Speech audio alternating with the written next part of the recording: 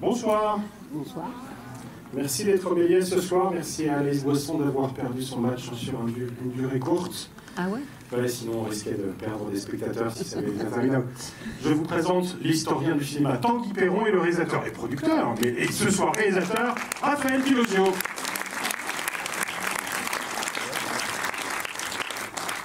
C'est à vous de jouer, les gars. Bonsoir à tout le monde et je laisse la parole à Tanguy Perron. C'est un peu rapide. Donc c'est Raphaël Pilosio, le principal invité de la soirée, qui va vous présenter Les mots qu'elles eurent un jour, qui est le film qu'il a réalisé, le documentaire qui est sorti l'année dernière. Parce que c'était une longue gestation, mais on en parlera après la projection. Là, pour la séance, avec Stéphane aussi, on a eu l'idée de vous programmer. C'est pas une idée très originale, mais c'est un très beau court-métrage militant de Yann Lemasson qui est J'ai 8 ans. Certains d'entre vous le connaissent, d'autres vont le découvrir. J'ai 8 ans de Yann Lemasson, qui fait 8 minutes, et qui vient de la Cinémathèque de Toulouse. Oui, on remercie chaleureusement. On remercie chaleureusement. A été réalisé en 62, mais pas que Yann Lemasson, parce qu'il est aussi de Olga Poliakov. Et sur une idée de René Vauthier. Sur une idée de René Vauthier, et je vous citerai la monteuse tout à l'heure. Jacqueline Lespiel. Jacqueline Lespiel. Donc voilà, c'est Jacqueline Lespiel, Poliakov et Yann Lemasson qui ont fait ce film à 3, d'après une idée de René Vauthier, cinéaste aussi montreuillois, comme toi, qui a d'ailleurs une rue à Montreuil. Et en France, il y a deux noms qui portent le nom de René Vauthier, c'est Montreuil et Plouhinec, dans le sud du Finistère. Donc j'ai vu un tout petit mot, et là où il y a un sens important à ce qui est ce film de Yann et d'Olga Poliakov, J'ai 8 ans, c'est que c'est par ce film-là que je les ai rencontrés il y a plus de 20 ans. Donc voilà, ce film n'existerait pas s'il n'y avait pas eu ce film-là aussi. Et du coup, J'ai 8 ans, donc vous allez découvrir, a été fait à la fin de la guerre d'Algérie. Et c'est un film sur des enfants, avec des voix d'enfants et des dessins d'enfants réfugiés en Tunisie, des enfants algériens qui avaient franchi la barrière électrifiée qui séparait la Tunisie et l'Algérie. Et donc ce film militant a rempli sa fonction, parce que d'après l'idée de René Vauthier, c'est Olga Poliakov qui a recueilli les sons des enfants traumatisés par la guerre, et il s'exprime par des dessins aussi. Et ce film-là a été montré à la fin de la guerre d'Algérie, la fin de l'Algérie qui se tend le plus en France, où la France bascule le plus dans la violence, avec les attentats de l'OAS, octobre 61, février 62 à Charonne. Et c'est à ce moment-là que ce film sort. Il sort et il a vraiment une fonction militante politique précise, puisque il passe devant le public. Yann Lemasson parlait souvent d'une séance qu'il a fait au Grand Rex, où un projectionniste kabyle avait glissé le film pendant l'entracte. Et il s'était enfermé dans la cabine. Et donc la police n'avait pas pu intervenir. Le film était passé en entier et la salle avait soit applaudi, soit avait sifflé. Et donc là, ça remplit vraiment sa fonction. C'est un film extrêmement marquant, qui t'a marqué, qui m'a marqué, qui a marqué énormément de gens, et qui a été interdit pendant 10 ans. Donc Yann Lemasson, un mot pour lui, il est né Il est né en 1930, c'est un fils d'officier de marine d'extrême droite et colonial.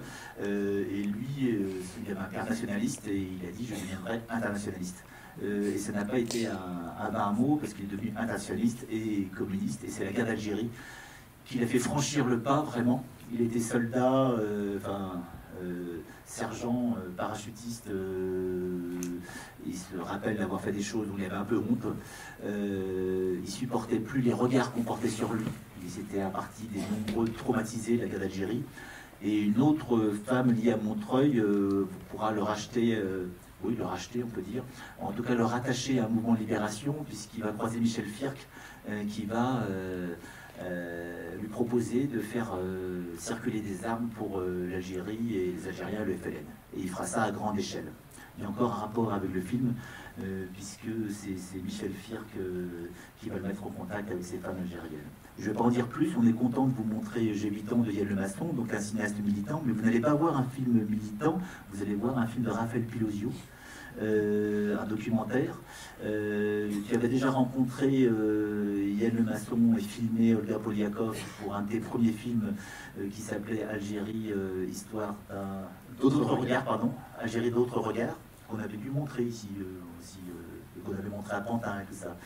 Donc, tu avais croisé cette histoire-là, et puis Yann Lemasson voulait faire le film que tu as fait, pas exactement la même chose, et la seule question que je vais te poser, c'est comment tu fais toi pour hériter d'un projet d'un cinéaste qui a son propre projet, sa propre idée, et pour en faire ton film. Donc moi, quand je rencontre Yann, c'est dans les années 2000-2002, c'est au moment où il récupère ses images. Et les femmes algériennes qui sortent de la prison de Rennes. Voilà, les images à partir qu'elle a fait le film. Et donc après j'ai fait un film, et puis après on est resté assez proches.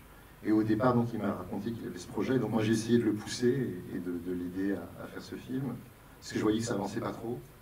Et puis à un moment, de toute façon, il commençait à être quand même un peu plus fatigué et âgé. À un moment, il m'a dit, Raphaël, fais-le.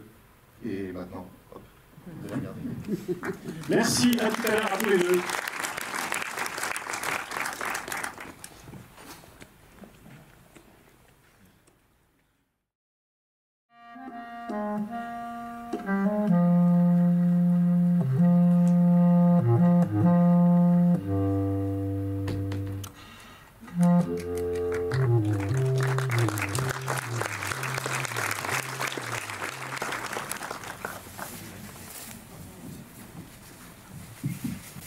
Donc c'est Raphaël Pelosio. Donc,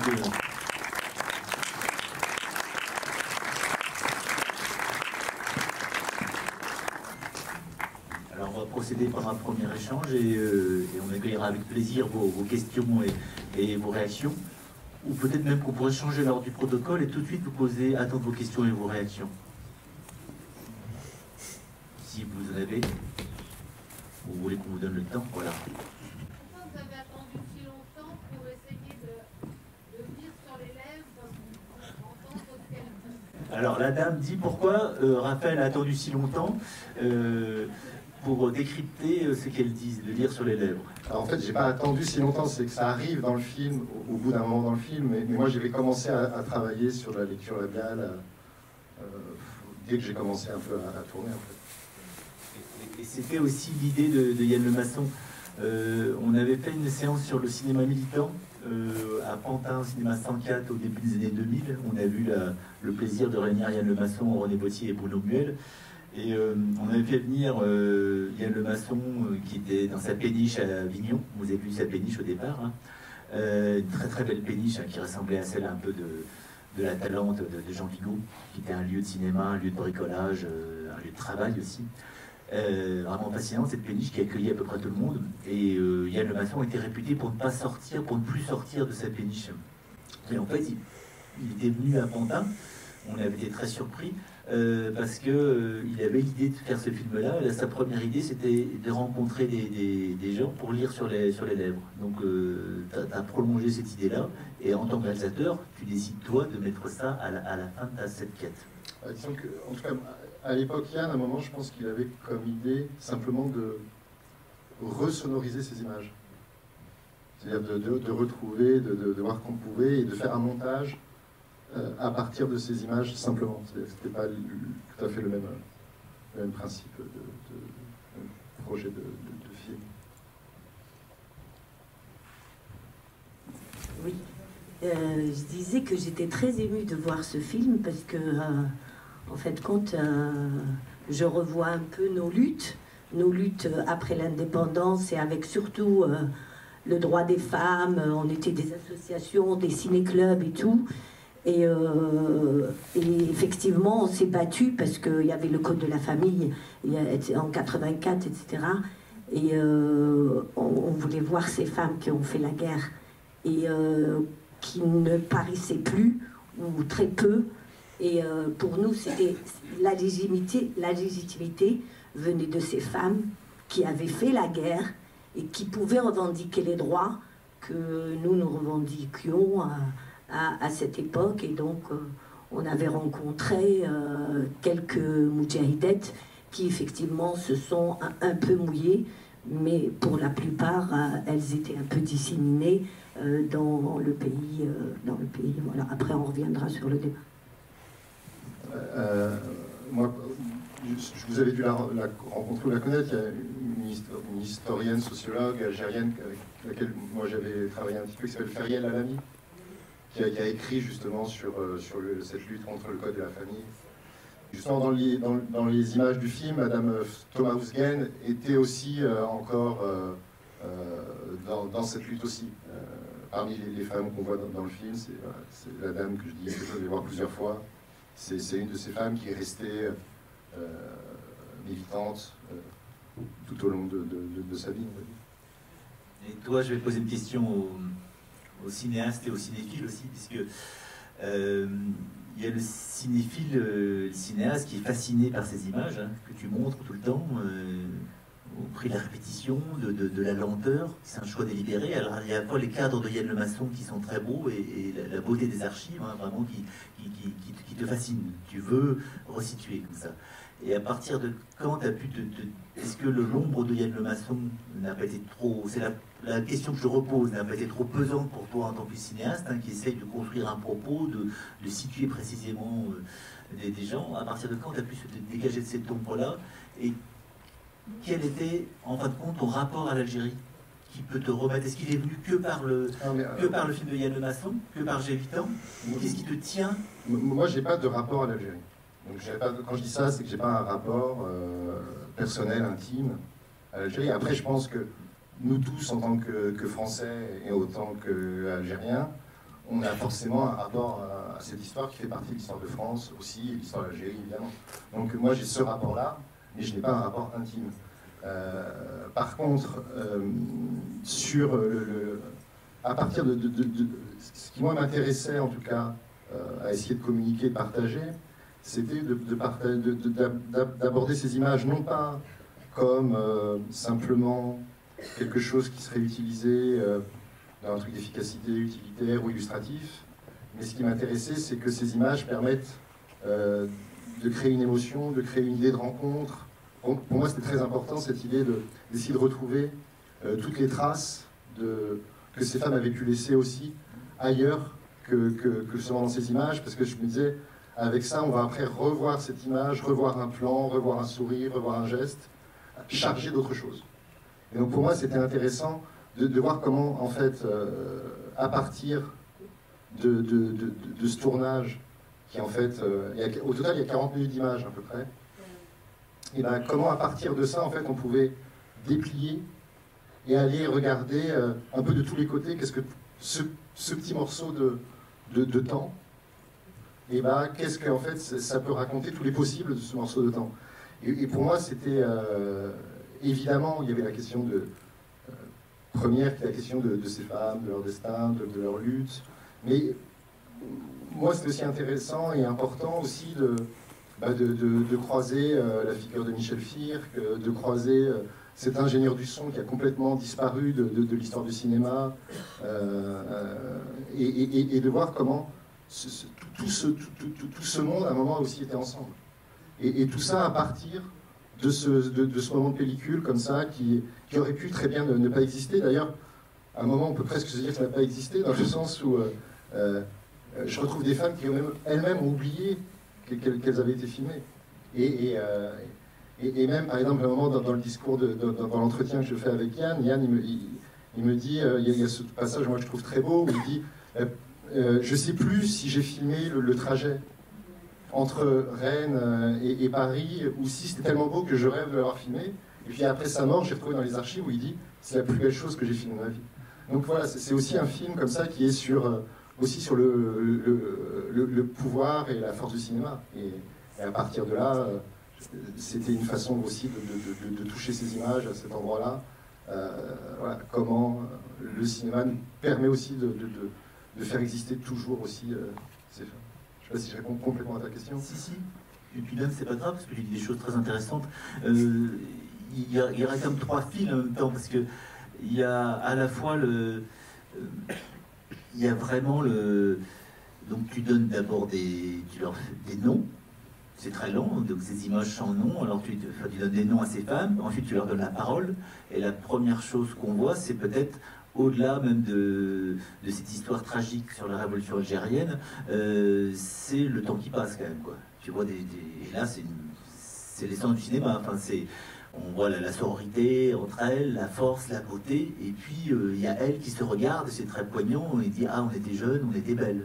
C'est vraiment un travail sur le temps. Après, il y a vraiment un travail aussi sur l'Algérie qui s'esquisse. Alors, certains ont des clés, d'autres ont beaucoup plus d'interprétations.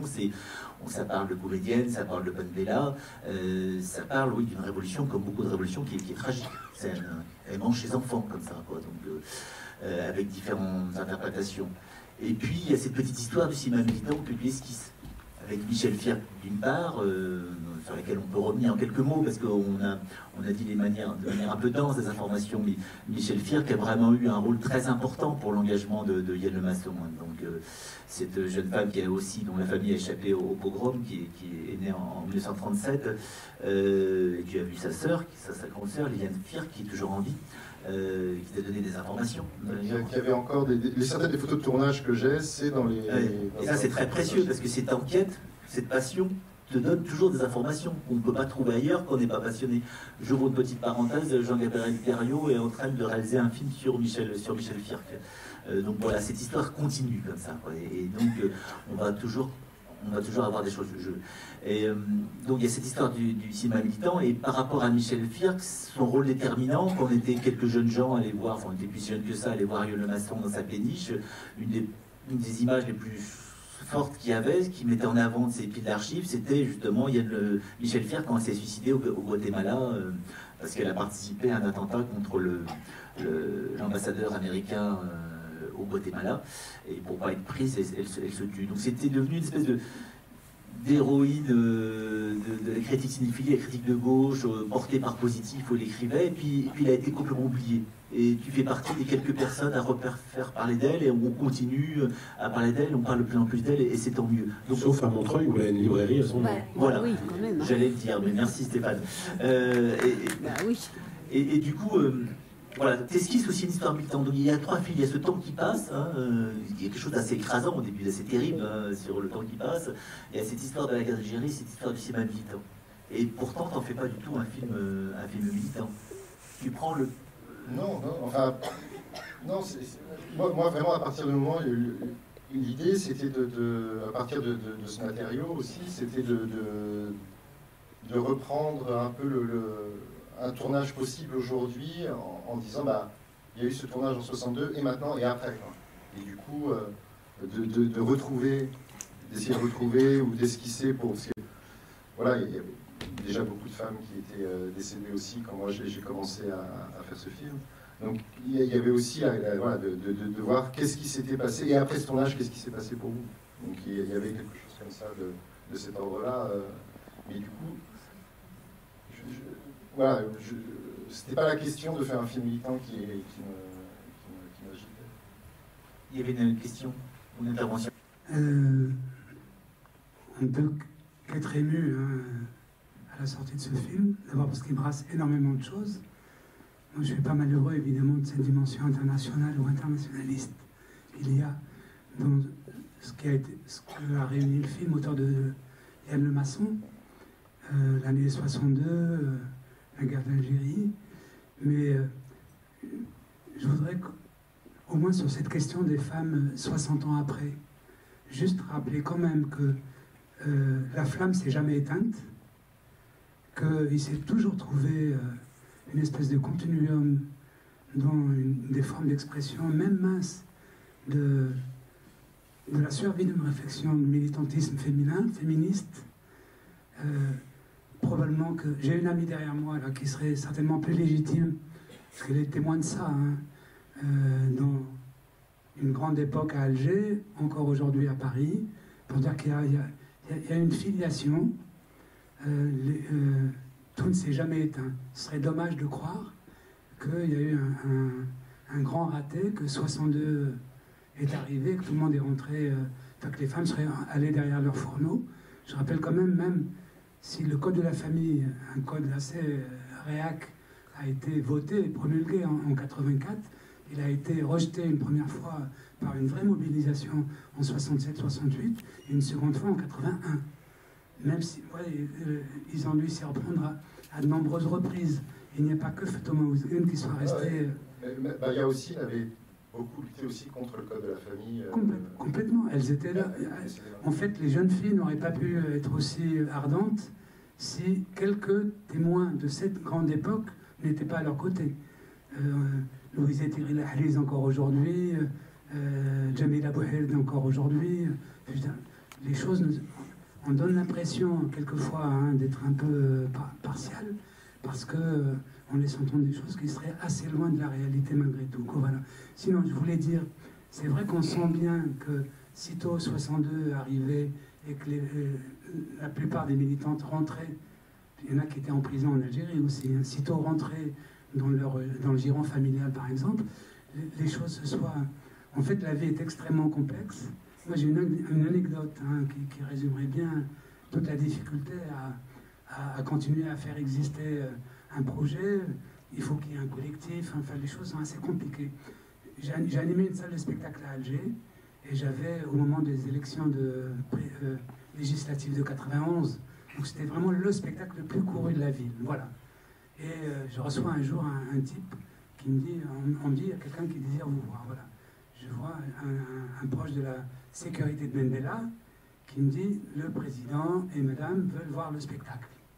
Bon, le temps de prendre quelques vérités de base, quoi. Voilà, je lui dis, écoutez, ils sont les bienvenus. Il m'explique qu'ils sont 3, il y a le couple et leur sécurité, leur agent voilà. Et le jour venu, il se trouve qu'il y avait d'autres personnalités de premier plan aussi dans la salle, et j'avais pour règle à ce moment-là, en pleine campagne électorale, c'était un grand moment de tension, c'était vraiment une espèce de guérilla de projet de société contre projet de société, et le programme c'était l'humoriste Felag. C'était un énorme événement dans la prise de parole via le théâtre, de portée maghrébine, c'était une énorme surprise. Et il y avait Moustapha Lashraf dans la salle, Reda Malek dans la salle, d'autres gens. J'avais pris le pli de présenter les gens. Lorsque je présente Bendela, ça ne se passe pas très bien. En campagne, il avait eu quelques difficultés dans l'Est, même pour tenir des meetings. Il a été remballé de 2 villes au moins. Il se trouve qu'à la sortie, j'avais pour règle aussi d'être là pour prendre congé des invités de passage. C'est Zraj Selami, c'est sa compagne, qui m'a attrapé dans un coin, un moment, moi qui m'a passablement ému. Elle m'a dit, vous avez fait mieux que nous inviter aujourd'hui. Vous savez quoi? C'est la première fois de ma vie que dans Alger, capitale de mon pays, c'est la première fois que je sors avec mon mari voir un spectacle dans une vie ordinaire. Voilà. Donc quelquefois, ça permet de penser que on peut théoriser le militantisme. Et moi, j'ai toute ma vie été sensible à ça, à côté de l'acteur culturel que j'ai été à Alger. Mais les choses sont jamais si simples. Je ne voudrais pas que les gens viennent à penser, après avoir vu ce film, qui a énormément de qualité par ailleurs, mais que sur cette question-là, qu'on ne pense pas un seul instant que la flamme du militantisme pour les droits des femmes, pour la parité, se soit éteinte. On en est très très loin. Juste une dernière anecdote. Merzak Alouache, cinéaste d'Alger, qui vit beaucoup plus à Paris aujourd'hui qu'Alger, même s'il tourne aussi énormément de films algériens avec l'Algérie au centre de sa quête, avait fait un portrait de femme militante au tournant 89-90, pendant l'ouverture démocratique, on dira. Il l'a remonté en long métrage. Et Senhaja, qui est derrière moi, est aussi, voilà, reviennent, je pense qu'avec le temps, lui en tant que réalisateur, ses protagonistes reviennent et rappellent que, et je retrouve d'autres militantes que j'ai vues encore il y a 3 jours à une projection à Alger. Peu importe, on n'a pas besoin de citer de nom, mais elles sont toujours actives. Voilà, il y a encore des rencontres. Et un ciné-club féminin accueilli par la Cinémathèque, avec cette parole féminine et féministe, de manière déclarée.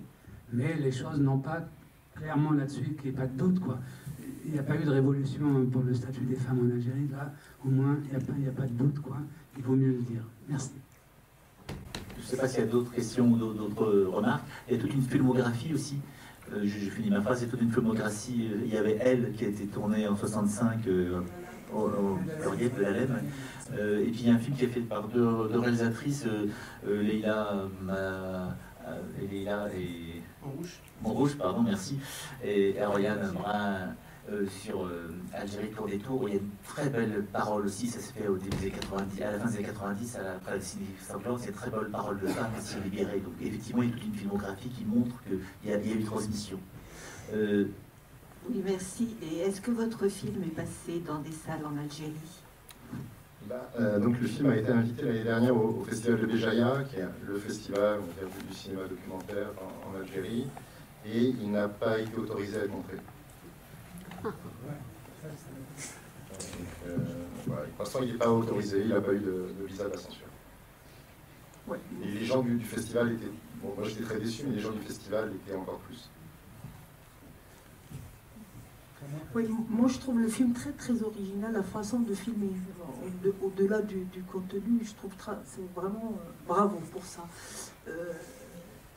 Juste rapidement, moi je fais partie du mouvement féministe, comme mon ami Fouzia vient de terminer tout à l'heure, et c'est grâce à ces moudjahidètes qu'on a pu, c'était quelque part comme si on n'osait pas parler des droits des femmes, parce qu'on était tout de suite traité de Hezb Faransa, le parti de la France, et de les mettre devant la scène, c'était notre couverture. C'est-à-dire, on n'est pas le parti de la France, on a chassé cette France coloniale, quoi. Et les moudjahidettes, d'ailleurs, là, vous parlez de Zulekha Bekadour, enfin, toutes ces moudjahidettes étaient là pour nous soutenir, c'était extra... C'est grâce à elle, d'ailleurs, notre première assemblée générale s'est faite chez Thomas Ouzgan, parce que quand on a voulu faire notre assemblée générale de l'Association pour l'émancipation des femmes, on arrive, la salle était fermée. Et Thomas, elle dit, allez, vous montez chez moi. Et donc on était à peu près une petite centaine de femmes on a fait l'assemblée générale, etc. Et voilà, donc ça a été très... moi je voulais juste rapidement, parce qu'il y a beaucoup de choses à dire sur les droits des femmes, et je suis d'accord avec le camarade en face, c'est que ce qui s'est passé, c'est qu'avant l'indépendance, très peu de femmes étaient scolarisées. Aujourd'hui, toutes les filles sont scolarisées en Algérie. Très peu de femmes travaillaient. Aujourd'hui, les femmes travaillent en Algérie. Donc il y a un changement. Après, ce qui s'est passé dans les années 90, ce n'est pas propre à l'Algérie, ce n'est pas l'échec comme on veut nous faire croire aujourd'hui. La France est partie, donc vous... Non, c'est un contexte international, c'est la révolution iranienne, et l'Algérie, comme tous les pays, a subi ça. Pourquoi? Enfin, c'est ouf, on va passer 3-4 jours ici à parler de ça. Hein. Parce que, évidemment...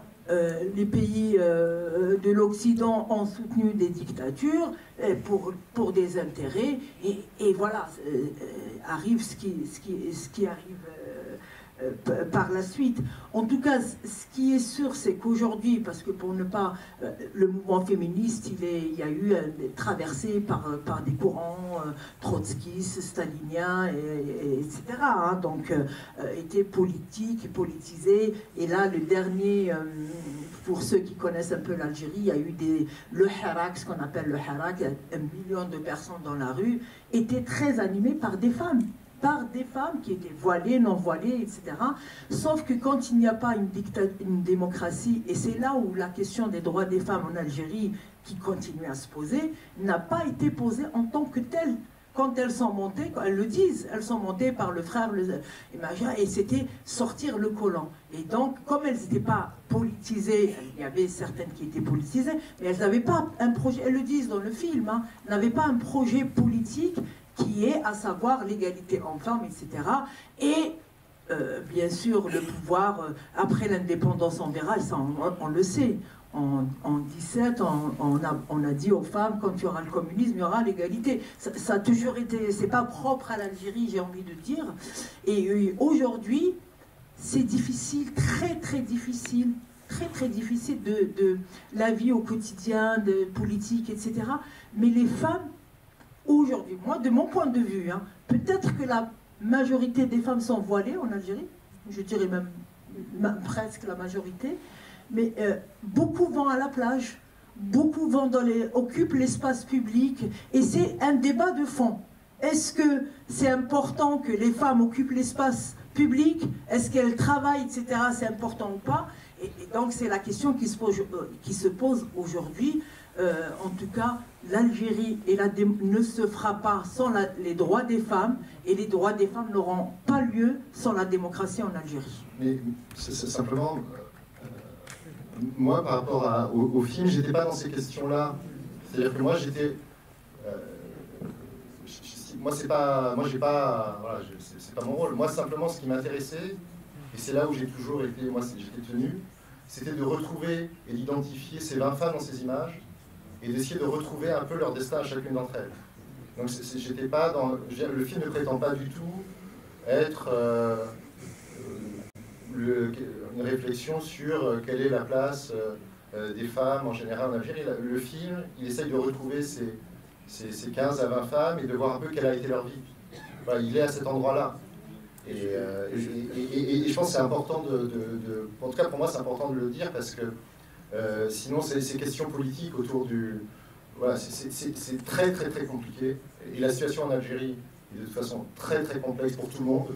Je veux dire, d'ici en France, oui, mais même pour les Algériens, c'est très compliqué. Donc de comprendre qu'est-ce qui se passe, etc. Donc voilà, moi ma recherche, c'était vraiment cantonné à... Par exemple, j'ai pas voulu, on m'a proposé d'aller voir Madame Jamila Bouhired, j'ai dit non, parce qu'elle n'est pas dans mes images, donc je voulais pas faire un film qui devienne quelque chose autour de ce sujet-là. C'est-à-dire que ce qui m'intéressait, c'était vraiment de travailler à partir de ces images. Je te sais méticuleux et modeste, et en même temps, ton film permet cette prise de parole et travailler aussi par cette question-là, manifestement, puisque c'est la parole des femmes algériennes, et c'est aussi une métaphore, une réalité. Cette parole n'existe pas, et donc on essaie de la redonner.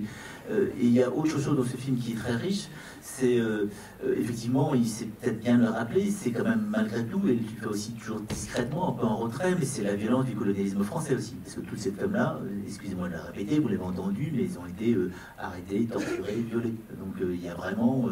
et ça, là, tu le fais à ta manière, c'est-à-dire que tu ne vas pas asséner, il n'y aura aucune image dure, mais malgré tout, cette dureté, cette violence, on la ressent. Une petite chose que j'ai relevée, mais que vous toutes et tous aussi avez relevé, c'est quand tu donne en fin de film les mots qu'elles disent, et la question du travail est très importante. L'égalité dans le travail, par le travail, le fait de travailler. Et là, on voit effectivement une dimension importante du féminisme, qui a souvent été, qui est parfois oubliée. Et il y avait d'autres réactions. Oui, je voulais juste vous remercier pour ce film, parce que c'est déjà c'est un très beau film, et puis c'est aussi un témoignage. Et moi, je suis historienne, et je pense que pour les historiens et les historiennes surtout, qui travaillent sur les femmes dans les mouvements décoloniaux, féministes ou pas, hein, mais bon, la plupart le sont, eh bien, le travail que vous avez fait, il est précieux, et il va être précieux, parce que c'est assez rare de trouver des images, et des images animées, et en plus, vous avez réussi à leur faire mettre des mots voilà, sur ces images, et donc, voilà, merci.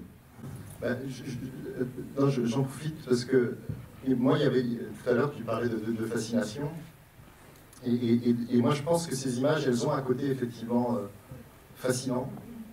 Et je ne l'ai pas compris tout de suite, quand je les ai découvertes au début. Et même, je pense que Yann non plus, tout ça, c'est que c'est au bout d'un moment, c'est que... Et là, je parle aussi à, je ne sais pas s'il est encore là, Monsieur Goudet, qui est un historien du cinéma éminent. C'est que je pense que... En tout cas, moi, de ce que je suis assez, comme tu dis, cinéphile et tout ça, c'est que pour l'instant, je ne connais pas dans l'histoire du cinéma des images d'un groupe de femmes filmées en train de parler antérieures à ces images-là. C'est-à-dire que je ne sais pas s'il existe des images où il y a eu un groupe de 15 à 20 femmes seulement. Alors si, il y a des images, mais pas animées. Non, je parle des images filmées, des images pellicules filmées. Ouais. Des images filmées pellicules où il y a un groupe de femmes qui parlent sur des questions féministes avant 62. C'est-à-dire que le grand cinéma militant féministe, il arrive, par exemple, pour la France et pour l'Europe en général, ça arrive dans les années 68, 70, 60, voilà, les années 70. Et je pense que ça participe aussi à cette fascination qu'en tout cas moi j'ai ressentie comme ça, sans y réfléchir, de ces images.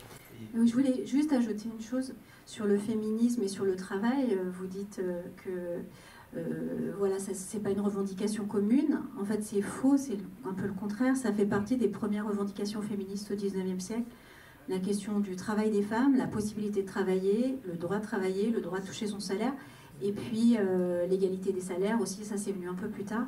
Mais au contraire, je pense qu'elles sont tout à fait dans des revendications féministes, et elles sont un peu entre les deux vagues du féminisme, c'est-à-dire entre la vague 19e, début 20e, et puis la vague qui va démarrer en 68 après elle. Donc elles sont totalement dans les revendications de leur époque, je pense. Bonsoir. Merci pour ce film. C'était un très beau film sur la force des images, du cinéma. J'avais aimé. Moi, je voulais vous poser une question, c'est peut-être un peu délicat.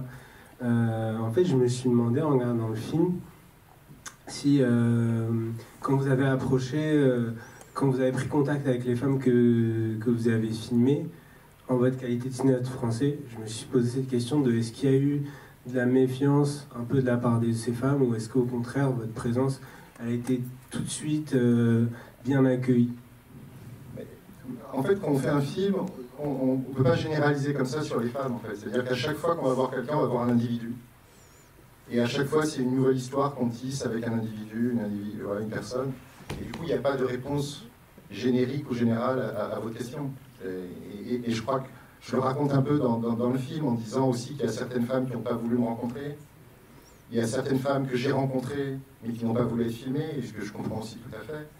Et il y a certaines femmes qui m'ont dit mais c'est important de faire ce que tu fais, fais-le, fais-le, fais-le. Donc ce que je veux dire, c'est qu'il y a eu toutes voilà, des réactions individuelles de chacune. Et j'aurais bien du mal à faire une généralité sur une question qui est aussi complexe et qui répond aussi à des... par exemple, j'ai vu... à un moment, je parle d'une dame, on la voit très peu, qui a des lunettes de soleil. Je dis, mais alors c'est un peu une star de cinéma italien. Et bah, elle, je l'ai vue, elle était très gentille, mais elle a dit, mais moi, je supporte pas d'être pris en photo, d'être filmé. Je peux essayer de vous aider, le truc. Mais j'ai bien senti que dans son caractère, c'était pas du tout ce truc. Donc, pourquoi aussi quelqu'un parfois accepte, n'accepte pas, c'est aussi des questions propres à chacun qu'il faut accueillir. Et dans cette diversité de réactions que tu as émirée avec justesse, est-ce que le fait de venir de France avec cette caméra a parfois été... Je pense que pour certaines, peut-être que ça a bloqué, pour d'autres, au contraire, peut-être que ça a ouvert aussi cette possibilité. Et il y a peut-être que les Algériens ici connaissent peut-être, il y a une réalisatrice qui s'appelle Habiba Jahin, et moi on se connaissait déjà avant, et à un moment, quand moi j'ai commencé à faire avant que moi je fasse ce projet, elle me disait, elle voulait faire un film à partir de ces images. Et je la croise à Alger, et puis je lui dis, mais je suis venu pour ça, et puis je lui dis, mais alors toi le film à partir des images de Yann et tout ça, qu'est-ce qui se passe? Elle me dit, non mais moi j'arrête, c'est un panier à crabe cette histoire. Parce qu'elle était assez militante, proche de certaines, mais il y en avait d'autres avec qui elle était disputée. Et elle m'a dit, non, en fait, moi je suis trop impliqué pour avancer sur ce truc-là, c'est trop difficile pour moi. Et elle a vu le film il n'y a pas longtemps, et elle m'a envoyé un mot en disant, c'est super ce que tu as fait, voilà, tu as bien fait de le faire et d'insister pour faire le film. Donc, voilà. Je veux dire, et je pense qu'il y aurait pu y avoir d'autres films qui auraient été faits, etc. Mais ce que je veux dire, c'est que chaque film, c'est toujours des histoires qu'on tisse individuelles, avec d'où on part, effectivement. Et je pense qu'il ne faut pas s'interdire de faire un film parce qu'on ne serait pas ci ou parce qu'on serait ça. Voilà. L'avocate qui ne veut pas te rencontrer à un moment, c'est bien elle qui finit par t'encourager à continuer? Non, l'avocate qui ne veut pas me rencontrer, je ne la rencontre pas. Ah d'accord, je lui ai écrit une lettre. Cette femme que... Je lui ai écrit, mais elle m'a parlé. C'est Mme Thomas Ouzgen qui était très... Mais c'était quelqu'un qui était resté militant toute sa vie. Il y a une intervention oui. Par rapport au film, moi j'ai apprécié aussi de voir Firk qu'il y a une librairie ici et qu'on fréquente beaucoup et tout, de le voir dans un film sur la lutte des femmes, etc. J'ai trouvé que c'était bien et je découvrais surtout qu'il faisait partie du coup du réseau Johnson, etc. Mais ce que j'ai pas compris, parce que dans votre film, par exemple, vous montrez beaucoup les photos, donc les images, les photos de femmes, Moudjahidet. Et puis, en fait, c'est qu'à la fin que vous lisez, qu'il y a l'intervention des personnes qui lisent sur les lèvres. Mais je veux dire, vous vous attardez un peu sur les images, on les voit toutes, etc. On essaye de deviner, mais on ne peut pas. Et puis après, le cheminement, vous nous amenez jusqu'à la... C'est ça? C'était un peu ça votre idée? Je pense qu'en fait, il faut... Oui, mais en fait, si vous voulez, en fait, il y a quelque chose qui pour moi était très important, qui est comment on regarde à nouveau des images.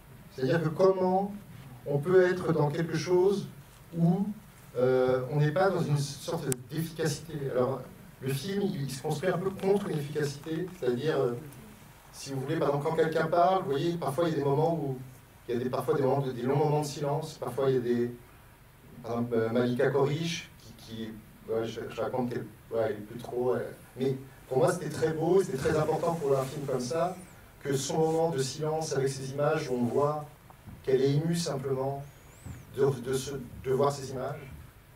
Pour moi, c'était aussi important que des moments de discours ou des choses comme ça. Donc, comment aussi, à partir de ces images, on arrive à les regarder, à faire qu'on est attentif à des détails, à des regards, à des gestes.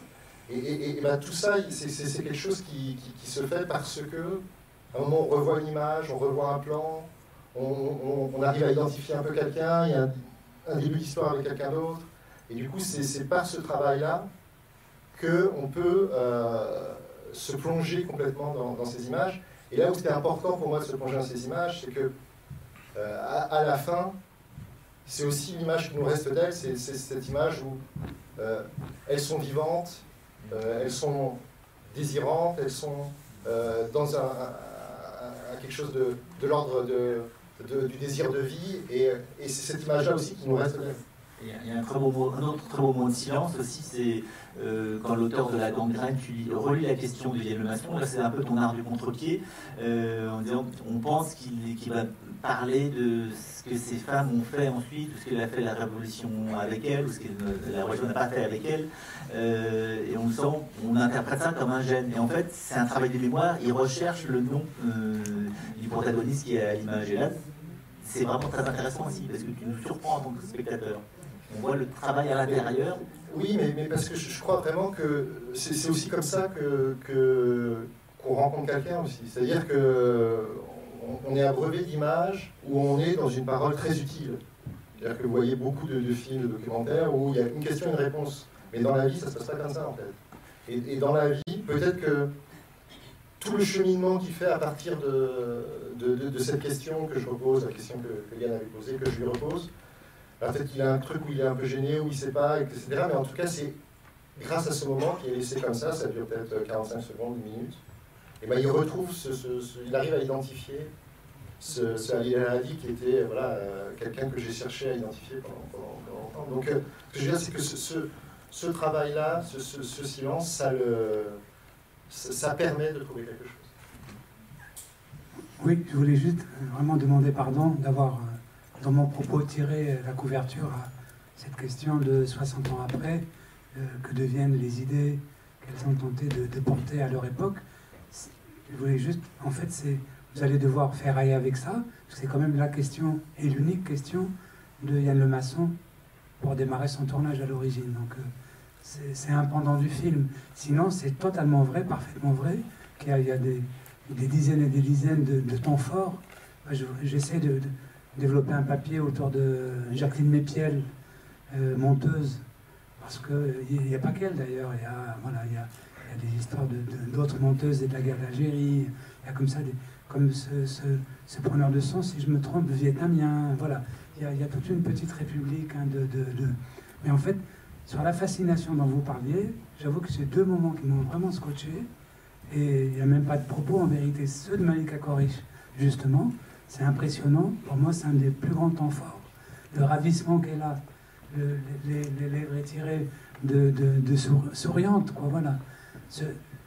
Eh ben, nous, ça nous a obligés à nous remettre à regarder, à nous remettre à redécrypter des choses, à faire des efforts. Voilà. Et rien que pour ça, merci. Merci. Zahra Drif qui passe. Zahra Drif était la femme de Rabah Bitat, qui était présidente de l'Assemblée. Et quand il y avait la manifestation contre le code de la famille, que lui présidait pour finir par l'adopter, Zahra était dans la rue à manifester contre l'Assemblée, contre son mari, et pour dire que c'est des femmes très courageuses. La fille de Thomas Ouzgen, c'est une très très bonne amie, elle me dit, mais c'est des gens qui ont posé des bombes, c'est des femmes qui ont... Il n'y a rien qui leur fait peur, quoi. Donc, moi, je voulais juste donner une information, c'est pas pour faire la pub, mais un film que, si vraiment, je vous conseille de le voir, c'est le film de Nassima Gessoum, qui s'appelle 10 949, je crois pas, et qui raconte, je me demande si elle n'y est pas citée, de Nassima Habel, l'histoire d'une moudjahida. Et c'est l'histoire de l'Algérie. Comment cette femme, avant l'indépendance, avant la guerre de libération 54, elle était la secrétaire de Abben, voilà, de Abben, et comment et puis après elle l'islam, et elle raconte ça dans sa cuisine, et elle a beaucoup d'humour, et vraiment, si vous pouvez le voir, n'hésitez pas à le voir parce que ça donne vraiment quelque chose, et c'est vraiment c'est un film sur le féminisme, et d'une façon qui se passe entre le café et les frites. Et elle va parler des frites et machin, et tout de suite elle te parle des morts là. Il est excellent, je vous conseille, pas pour faire la concurrence, mais c'est vraiment des films. Et sinon, il y a un autre film qui était vraiment, c'est Barberousse, mes sœurs de Hassan Abdallah, qui fait parler des moudjahidettes. Ces films-là, c'est des films, en tout cas Barberousse, mes sœurs, c'est des films qui racontent ce que ces femmes ont accompli pendant la guerre de libération. Et moi, vu que je partais d'images qui avaient été faites en 1962, je voulais partir de 1962, de après ce qui s'était passé. Merci.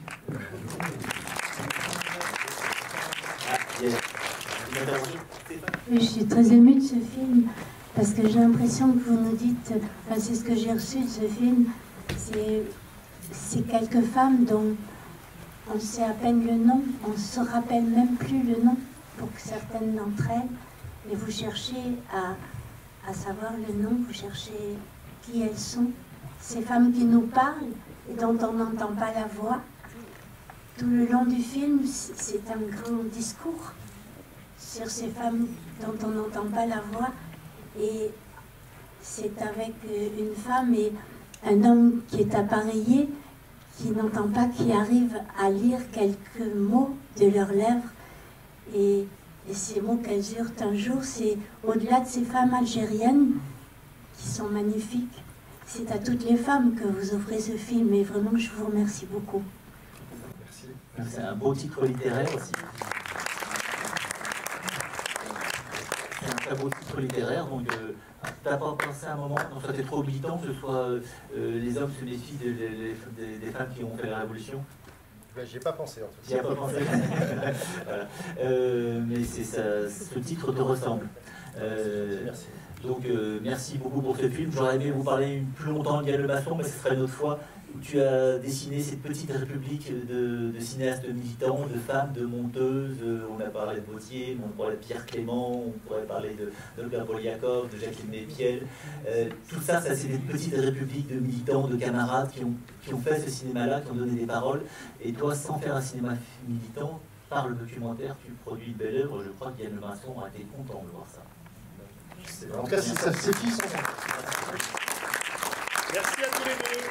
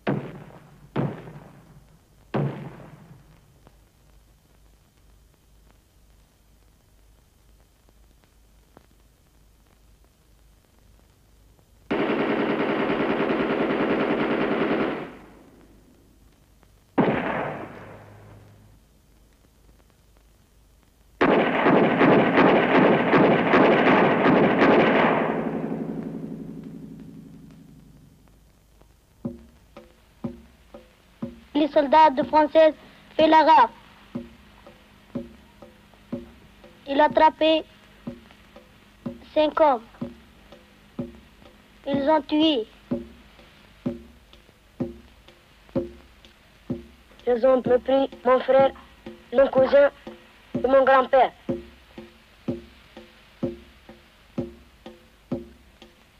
L'hélicoptère, ils ont descendu les soldats parachutistes.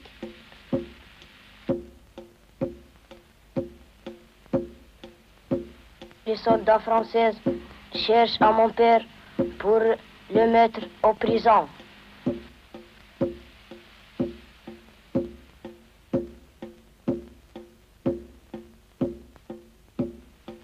Fais attention. Les soldats de la France, il faut faire attention. Ils sont venus, les soldats de France. Ils ont nous dit, il y en a les genoux qui ont venu ici. Nous avons leur dit non. Ils ont attrapé 3 hommes et mon grand-père, il est vieux. Ils ont tué les 3 hommes sauf mon grand-père. Après, ils sont partis pour manger à midi.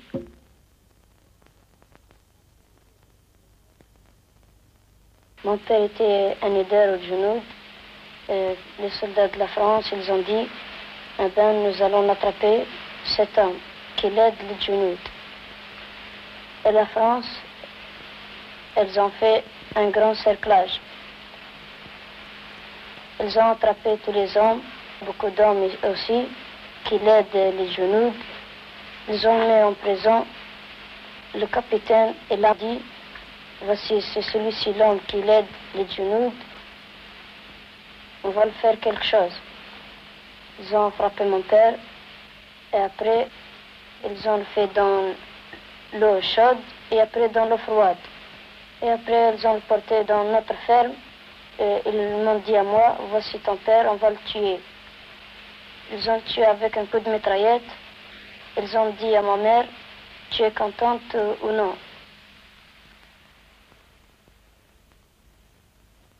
Et nous avons venu avec les genoux. Moi, j'avais un peu peur et les genoux ne rien craindre.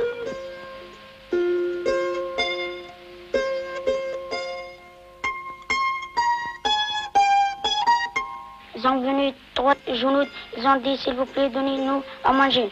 Nous avons leur donné la galette et du thé et du café. Ils ont resté dans cette campagne 5 jours.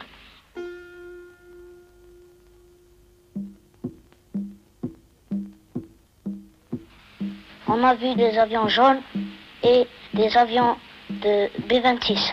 Et ça a commencé les camions à monter au Djebel. Et ça a commencé la bataille.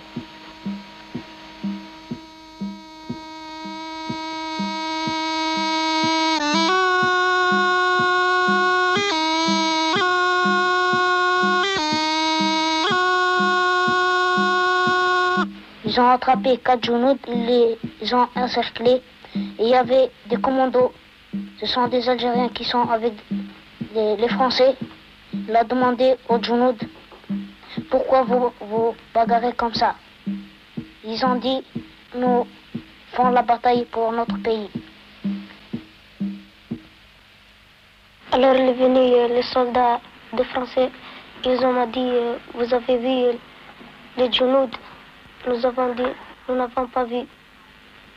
Il a dit, si vous avez vu les Félagas. J'ai dit non.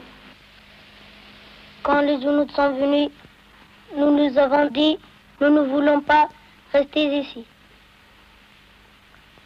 J'ai faim, je suis faim. Il n'y a pas de pain, je veux manger. Il n'y en a pas ni soupe, ni rien.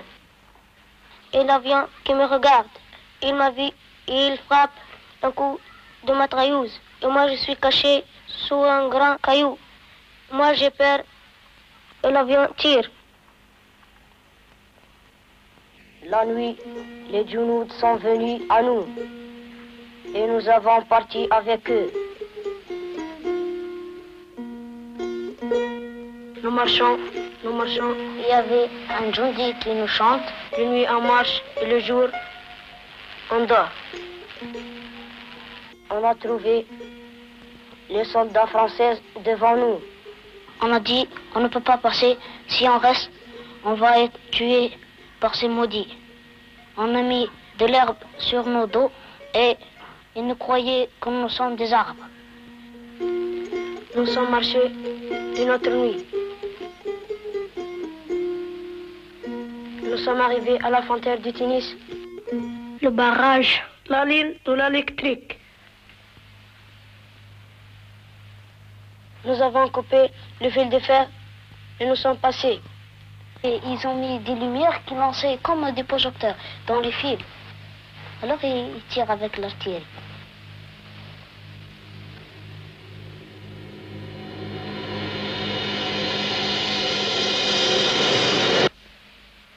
On est passé et nous sommes partis.